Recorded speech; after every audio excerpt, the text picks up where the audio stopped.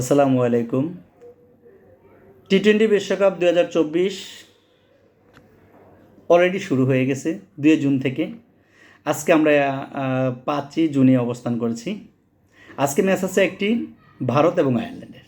এর পূর্ব হলো আমরা একটু এই বিশ্বকাপের টি-20 বিশ্বকাপ নিয়ে একটু কথা বলতে চাই।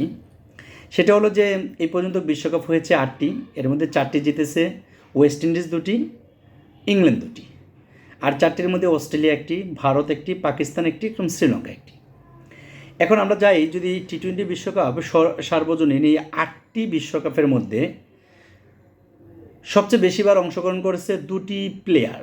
একটা হলো ভারতের রোহিত শর্মা, একটি হলো বাংলাদেশের সাকিব আল হাসান। তারা এই আটটি এবং এবারেরটা সহ এই 9টি বিশ্বকাপই তারা খেলেছেন বা খেলতেছেন ধরতে পারি। বিশ্বকাপে সর্বোচ্চ রান সংগ্রাহক বিরাট কোহলি 1141, আর সর্বোচ্চ উইকেট শিকারী বিশ্বকাপ টি-20 বিশ্বকাপে সর্বোচ্চ উইকেট শিকারী হলো সাকিব আল হাসান, তার উইকেট সংখ্যা হলো 47।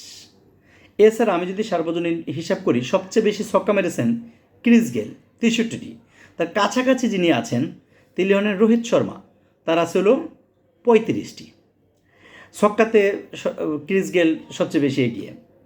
আর এখন পর্যন্ত টুর্নামেন্ট বেসিস যদি চিন্তা করি সবচেয়ে বেশি দলীয় স্কোর কোন দেশের, তো সেটা হবে কেনিয়ার বিপক্ষে শ্রীলঙ্কা 2007 সালে করেছিল 260 রান 6 উইকেটে।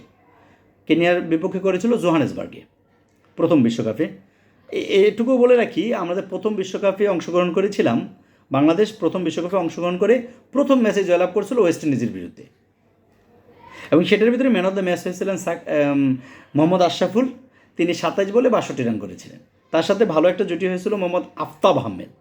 মনে রাখার কথা, বাংলাদেশের হার্ড হিটিং যিনি প্রথম বাংলাদেশের প্রচলন করেন, বড় বড় ছক্কা যে মারা যায়, এটা শুধু মানে আফতাব আহমেদকে দেখেই প্রথম আমি দেখতে পেরেছি বা বুঝতে পেরেছি।